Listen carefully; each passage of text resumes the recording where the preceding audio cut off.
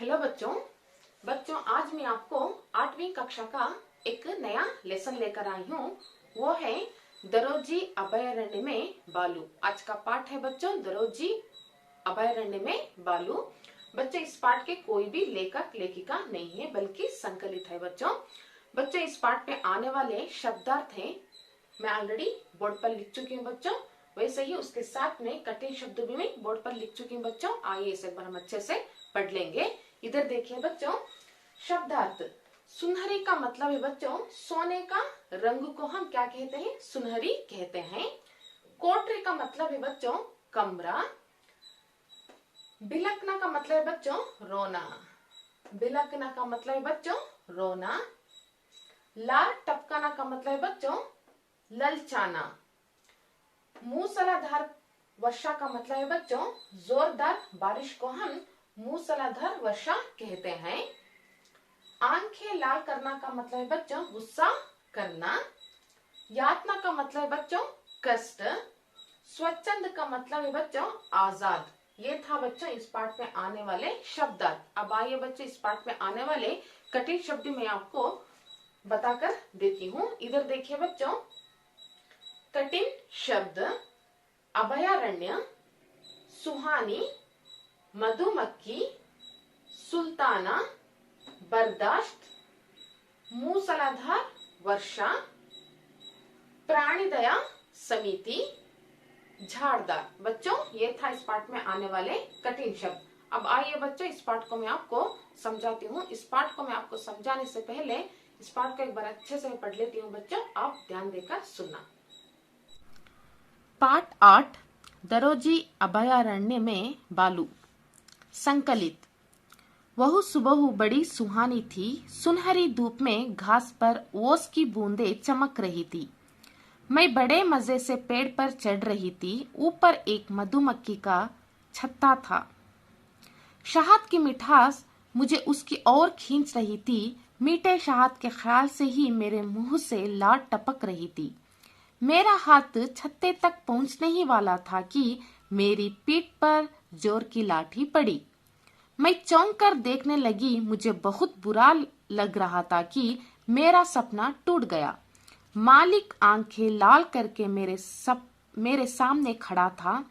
उसने गरज कर कहा, सुल्ताना उठ, काम पर चल। सुल्ताना यह नाम मेरे माता पिता का दिया हुआ नहीं है। मेरा मालिक मुझे इस नाम से पुकारता है। नहीं, अब मैं बर्दाश्त नहीं कर सकती। कब तक मैं किसी की खुशी की सुल्ताना बनी रहूं? मुझे आज भी याद है जब मैं केवल 6 महीने की थी। अपने माता पिता संगी साथियों के साथ खूब खेलती, फल खाती, पेड़ पर चढ़ती, शहद चढ़ती। रोज की तरह उस दिन भी मैं आगे बढ़ रही थी। अचानक मेरे मुंह पर एक बोरी पड़ी।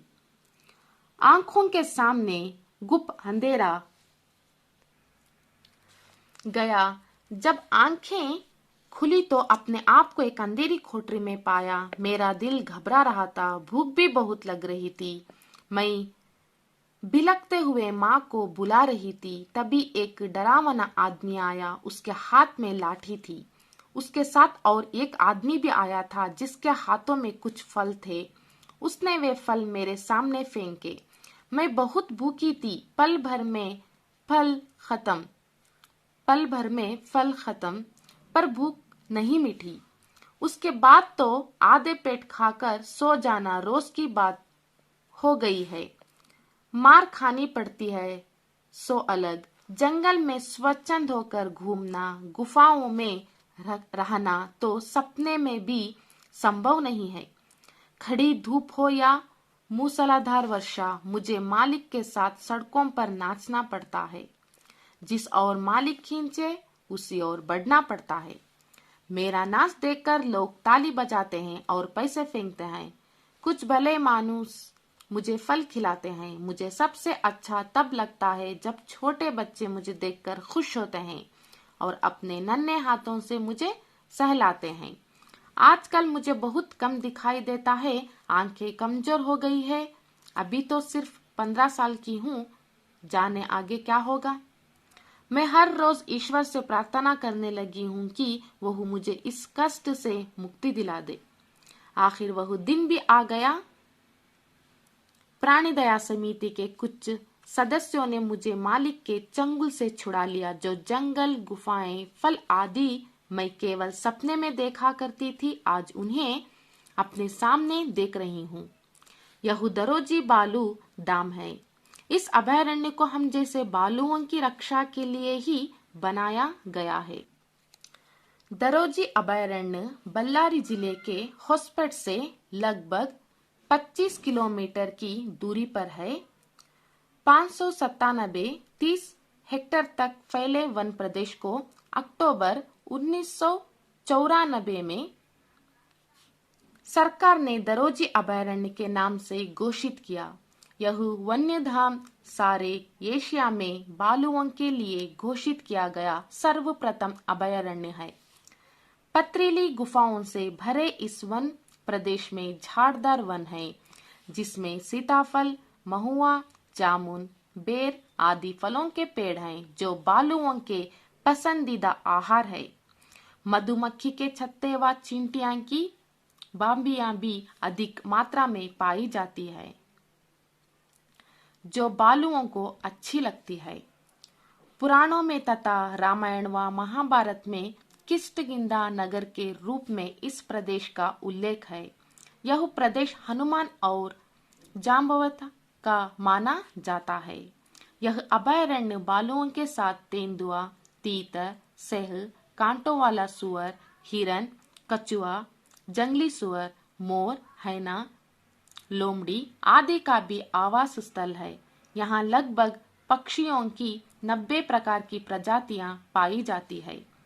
आज मैं बहुत खुश हूँ। आशा करती हूँ कि ऐसे अभयारण्य और भी बने और मुझे जैसे अन्य जानवरों को भी सुकून मिले। संदेश: पशु पक्षी हमारे सबसे अच्छे मित्र हैं और प्यार दुनिया का सबसे बड़ा खजाना है। भाई बच्चों, इस पाठ के बारे में मैं आपको समझाती हूँ। आज का पाठ है दरोजी अभयारण्य में बालू। दरोजी अभयारण्य करके है बच्चों, उसमें एक बालू रहता है, उसके बारे में आज का पाठ है बच्चों। बालू को कन्नड़ में करड़ी कहते हैं, इंग्लिश में बेर कहते हैं बच्चों। इस पाठ का आशय यह है कि पशु पक्षी भी मनुष्य के प्यार को खूब समझते हैं, है ना बच्चों। पशु पक्षी हैं वो भी मनुष्य को प्यार को खूब समझते हैं। यदि हम उन्हें प्यार करते हैं तो, यदि हम प्राणी पशु पक्षियों को प्यार करते हैं तो वो भी ढेर सारा प्यार हमको जताते हैं, हमको लुटाते हैं। कौन? पशु पक्षी। इसलिए हमें उनके प्रति सहृदय होना चाहिए बच्चों। इसलिए हमें उनके प्रति सहृदय होना चाहिए। सुल्ताना नामक बालू की आत्मकथा के रूप में रचे गए प्रस्तुत लेख में इस भाव को दर्शाया गया है। सुल्ताना नामक करके एक बालू है बच्चों। इस पाठ में सुल्ताना करके एक बालू है, उसकी आत्मकथा के रूप में रचे गए प्रस्तुत लेख में इस भाव को दर्शाया गया है। यह था बच्चों इस पाठ का आशय। अब आइए बच्चों इस पाठ के बारे में आपको समझाती हूँ। इधर देखिए बच्चों, वह सुबह बड़ी सुहानी थी। सुनहरी धूप में घास पर ओस की बूंदे चमक रही थी। जब हम सुबह में जल्दी उठते हैं बच्चों, तब जो रंग हमको दिखता है वो सुहानी थी, सोने का रंग। सुहानी का मतलब है बच्चों, सोने के रंग को हम क्या कहते हैं? सुहानी कहते हैं। जो हम सभी सुबह में जल्दी उठे तो वो सोने के रंग को हम देखने के लिए मिलता है। कब? सुबह में सुनहरी धूप में। जब सुबह सुबह में जो धूप आती है बच्चों, उसको कहते हैं सुनहरी धूप। उस सुनहरी धूप में घास पर, मतलब ग्रास, इंग्लिश में ग्रास कहते हैं, कन्नड़ में हुल्लू कहते हैं। उस सुनहरी धूप में घास पर ओस की बूंदे चमक रही थी। सुनहरी धूप में घास पर ओस की बूंदे, मतलब कन्नड़ में इब्बनी कहते हैं, इंग्लिश में शबनम की जो पानी की बूंदे चमक रही थी। किसके ऊपर? वो घास के ऊपर शबनम की बूंदे चमक रही थी सुबह की सुनहरी धूप में। मैं मजे से पेड़ पर चल रही थी। मैं बड़े मजे से पेड़ पर चल रही थी। मतलब बच्चों कौन पेड़ पर चल रही थी आपको बाद में पता चलेगा। ऊपर एक मधुमक्खी का छत्ता था। ऊपर एक उस झाड़ में, उस पेड़ के ऊपर एक ಮಧುಮಕ್ಕಿಕ ಛತ್ತ ಥಾ मतलब ಹನಿ ಬಿ ಜೇನು ನೊಣದ ಒಂದು ಗೂಡಿತ್ತು ಆ ಮರದ ಮೇಲೆ। शहद की मिठास मुझे उसकी और खींच रही थी। शहद बी शहद का जो मिठास है बच्चों, शहद की मिठास उसकी और खींच रही थी। मीठे शहद के ख्याल से ही मेरे मुंह से लार टपक रही थी। वो शहद की मीठी खुशबू से मेरे मुंह से लार टपक रही थी। लार टपकना मतलब बच्चों ललचा रही थी। वो शहद की खुशबू मेरे मुंह से क्या कर रही थी, ललचा रही थी। मेरा हाथ छत्ते तक पहुंचने ही वाला था। मेरा हाथ उस छत्ते तक पहुंचने ही वाला था कि मेरी पीठ पर जोर से लाठी पड़ी। तभी मेरे पीठ पर जोर से लाठी पड़ी। मतलब बच्चों ಇನ್ನೇನು ಆ ಜೇನು ನೊಣದ ಗೂಡಿನ ಹತ್ತಿರವರೆಗೆ ನನ್ನ ಕೈ ಎಟುಕುವಷ್ಟರಲ್ಲಿ ನನ್ನ ಬೆನ್ನಿನ ಹಿಂದೆ ಯಾರು ಕೋಲಿನಿಂದ ಜೋರಾಗಿ ಹೊಡೆದ್ರು। मैं चौंक कर देखने लगी, मैं घबरा कर देखने लगी। मुझे बहुत बुरा लग रहा था, मुझे बहुत बुरा लग रहा था कि मेरा सपना टूट गया। जो सपना देख रही थी अब उसका सपना टूट गया, अब उसे बुरा लग रहा है क्योंकि उसके पीठ पर लाठी पड़ी। मालिक आंखें लाल करके मेरे सामने खड़ा था। जो सपना देख रही थी उसका मालिक उसके सामने लाल करके, उसके आंखें लाल करके मेरे सामने खड़ा था, मतलब गुस्से से मुझे देख रहा था। उसने गरज कर कहा, उसका मालिक उसे गरज कर मतलब जोर से पुकारते कहता है कि सुल्ताना उठ काम पर चल। सुल्ताना उठ अब काम पर चल मतलब है बच्चों अभी जो सपना देख रही थी वो बालू, बालू का नाम है बच्चों सुल्ताना। वो बालू का नाम क्या है बच्चों, सुल्ताना। उसका मालिक उसे क्या कर रहा है, लाठी से मार के बोल रहा है कि सुल्ताना उठ काम पर चल। अब आइए बच्चों आगे। सुल्ताना यह नाम मेरे माता पिता का दिया हुआ नहीं है। वो सुल्ताना बालू कह रही कि जो सुल्ताना मुझे नाम है वो नाम मेरे माता पिता का दिया हुआ नहीं है। मेरा मालिक मुझे इस नाम से पुकारता है। मेरा मालिक मुझे इस नाम से मतलब सुल्ताना करके नाम से मुझे पुकारता है। अब मैं बर्दाश्त नहीं कर सकती, अब मैं बर्दाश्त नहीं कर सकती। कब तक मैं किसी की खुशी की सुल्ताना बनी रहूं, कब तक ಎಲ್ಲಿಯವರೆಗೆ ನಾನು ಬೇರೆಯವರ ಖುಷಿಗೋಸ್ಕರ सुल्ताना ಅಂತ ಆಗಿರಲಿ करके वो बालू कह रही है बच्चों। अब आगे देखिए, मुझे आज भी याद है, मुझे वो दिन आज भी याद है जब मैं 6 साल की थी। वो बालू कह रही कि हमको बच्चों जब वो 6 महीने की थी। मुझे आज भी याद है कि जब मैं केवल 6 महीने की थी। कितने महीने की, 6 महीने की थी। अपने माता पिता के साथ रहती थी, अपने माता पिता के साथ रहती थी। जब मुझे 6 महीने थे तब मैं अपने माता पिता के साथ रहती थी और संगी साथियों के साथ खूब खेलती थी और मेरे फ्रेंड के साथ भी मैं खूब खेलती थी और फल भी खाती थी और पेड़ पर चढ़ती थी और पेड़ में और शहद भी चाटती थी। जो पेड़ में वो मधुमक्खी का छत्ता था उससे मैं क्या करती थी, शहद चाटती थी। रोज की तरह उस दिन भी मैं आगे बढ़ रही थी, रोज की तरह मैं उस दिन भी आगे बढ़ रही थी। लेकिन अचानक एक दिन मेरे मुंह पर एक बोरी पड़ी। मेरे मुंह पर एक बोरी पड़ी मतलब कन्नड़ में चीला कहते हैं बच्चों, उस पर पड़ी, बोरी पड़ी। आंखों के सामने गुप्त अंधेरा छा गया। तब उसके आंखों के सामने अंधेरा अंधेरा छा गया मतलब ಕತ್ತಲು ಬಂತು, ಕಣ್ಣಿನ ಮುಂದೆ ಕತ್ತಲು ಆಗಿತ್ತು। जब आंखें खुली तो अपने आप को एक अंधेरी कोठरी में पाया। जब मैं अपने आंखें खोली तो मैं एक अंधेरी कोठरी, कोठरी का मतलब है बच्चों कमरा, कोठरी का मतलब है बच्चों कमरा, कोठरी में पाया। मैं आंखें खोली तो एक अंधेरी कोठरी में पाया। मेरा दिल घबरा रहा था, मेरा दिल घबरा रहा था और भूख भी बहुत लग रही थी और मुझे भूख भी बहुत लग रही थी। मैं बिलखते हुए माँ को बुला रही थी। मैं बिलखते हुए अपनी माँ को बुला रही थी मतलब मैं रोते, बिलखते, बिलखना का मतलब है बच्चों रोना। मैं रोते हुए मैं अपनी माँ को याद कर रही थी, बुला रही थी। तभी एक डरावना आदमी आया।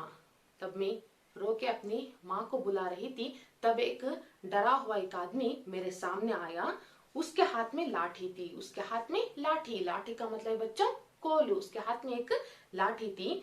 उसके साथ और भी एक आदमी था, उसके साथ में और भी एक आदमी भी आ गया जिसके हाथों में कुछ फल थे। वो दूसरे आदमी के हाथ में कुछ फल थे, उसने वे फल को मेरे सामने फेंका। जो दूसरे आदमी के हाथ में क्या थे बच्चों, फल थे, उस फल को मेरे सामने फेंका। मैं बहुत भूखी थी, इसलिए पल भर के लिए, क्षण भर के लिए वो फल खत्म, पर भूख नहीं मिटा। मुझे बहुत भूख लगी थी, जो कुछ फल थे मैं क्षण भर के लिए, पल भर के लिए खा लिया, लेकिन मेरी भूख नहीं मिटी। उसके बाद तो आधे पेट खाकर सो जाना रोज की बात हो गई थी। उसके बाद में सिर्फ आधा पेट खाकर सोना रोज की बात हो गई थी। मार खानी पड़ती भी, और जंगल में स्वच्छंद होकर घूमना। स्वच्छंद का मतलब है बच्चों स्वतंत्र, जंगल में स्वतंत्र। इधर देखिए, स्वच्छंद का मतलब है बच्चों आजाद। स्वच्छंद का मतलब है आजाद, स्वतंत्र से फिरना, आजाद से होकर घूमना। बद गुफाओं में रहना तो सपने में भी संभव नहीं है। वो बोल रही है बच्चों, बालू जंगल में स्वच्छंद मतलब स्वतंत्र से, आजाद से फिरना, घूमना और गुफाओं में रहना तो सपनों की बात है, हकीकत में नहीं करके वो ऐसा बोल रही है। कौन? बालू, सुल्ताना बालू कह रही है। उसके बाद में देखिए बच्चों, खड़ी धूप हो या मूसलाधार वर्षा। खड़ी धूप हो या मूसलाधार वर्षा, मतलब देखिए बच्चों मूसलाधार वर्षा मतलब है बच्चों जोरदार बारिश की वर्षा को हम क्या कहते हैं? मूसलाधार वर्षा कहते हैं। खड़ी धूप हो या मूसलाधार वर्षा, मुझे मालिक के साथ सड़कों पर नाचना पड़ता है। मुझे मालिक के साथ, जोर से बारिश या धूप में मालिक के साथ क्या करना है? सड़कों पर नाचना पड़ता है। सड़कों पर नाचना पड़ता है, करड़ी कुणिता कहते ना बच्चों वो।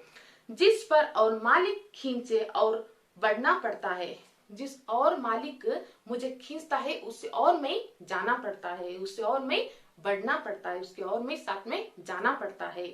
मेरा नाच देखकर लोग ताली बजाते हैं। मेरा नाच देखकर मतलब करड़ी कुಣಿತನ ನೋಡಿ ಜನರು ಏನ್ ಮಾಡ್ತಾರೆ? ಚಪ್ಪಾಳೆಯನ್ನ ತಟ್ತಾರೆ और पैसे भी फेंकते हैं। और क्या करते हैं? और पैसे भी फेंकते हैं।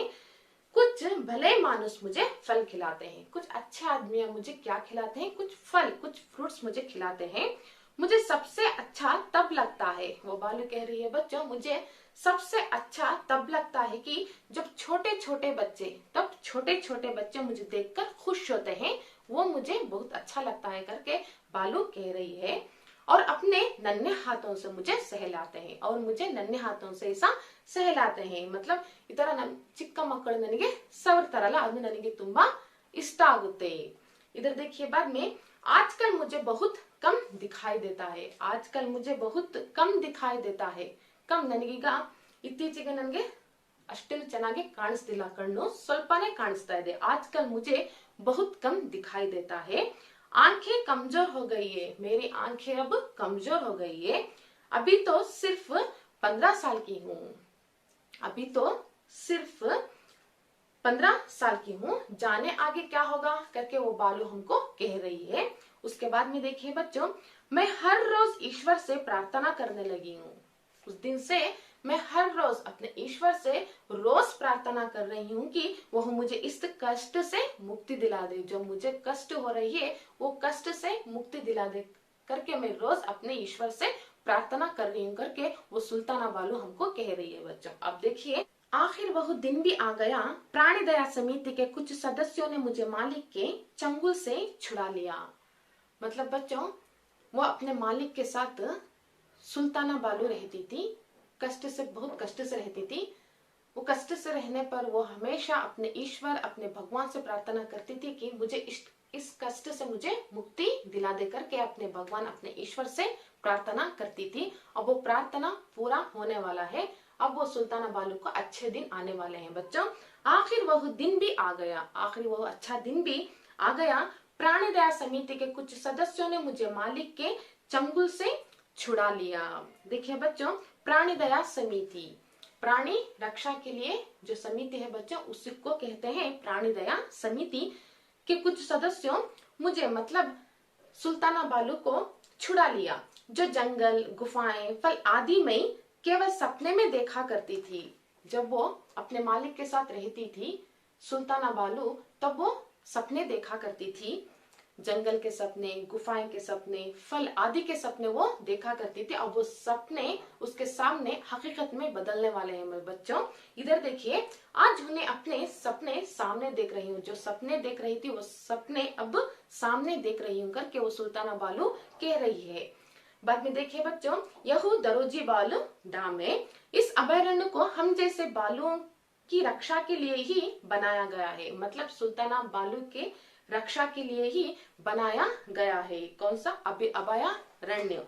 इधर देखिए बच्चों, दरोजी अभयारण्य। अब दरोजी अभयारण्य बच्चों कहाँ है मैं आपको बताती हूँ।